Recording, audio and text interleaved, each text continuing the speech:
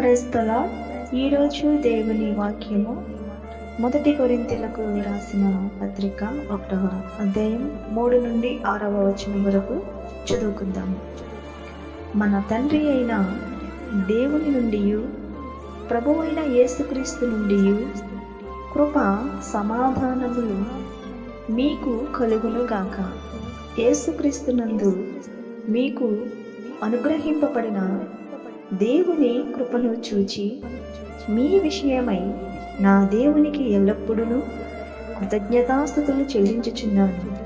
క్రీస్తును గూర్చిన సాక్ష్యము మీలో స్థిరపరచబడినందున ఆయన యందు మీరు ప్రతి విషయములోనూ, అనగా సమస్త ఉపదేశములోను, సమస్త జ్ఞానములోను ఐశ్వర్యవంతులైతిరి.